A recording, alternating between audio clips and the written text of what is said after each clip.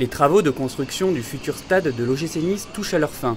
L'Alliance Riviera devrait être inaugurée au mois de septembre. En attendant, nicematin.com se charge de la visite guidée. Passé la zone mixte, on découvre au bout du tunnel le spectacle éblouissant de la pelouse. Dans les gradins, les ouvriers posent des autocollants aux couleurs du club, du rouge et du noir, à tous les étages. Sur un des deux écrans géants du stade, le logo du club tutoie les coteaux de Belley, pendant que les jardiniers inspectent la pelouse récemment posée. Pour les entrées, ça change aussi.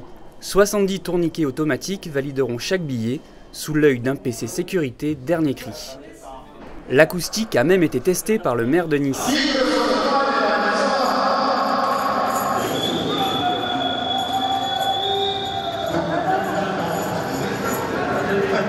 Ça fait quelques fois que je viens visiter le chantier dans ses étapes. Mais là, c'est toujours un peu plus émotion parce que on voit la tournure que ça prend, le rouge et noir qui arrive à s'installer de partout progressivement.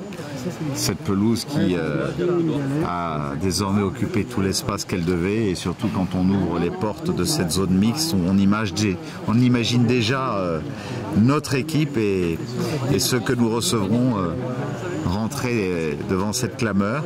Dans les entrailles de ce géant de béton, de bois et de plexi, tout est plus grand, plus gros, plus beau. La salle de presse, par exemple, elle pourra accueillir 350 journalistes.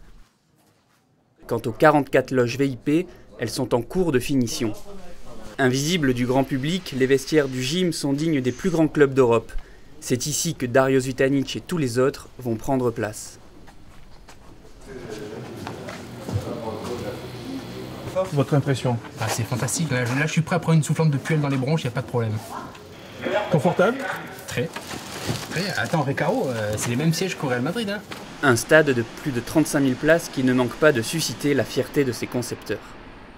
Ce qui est le plus valorisant, c'est l'aventure humaine qu'il y a derrière, parce que c'est un gros projet pour la ville, pour Vinci.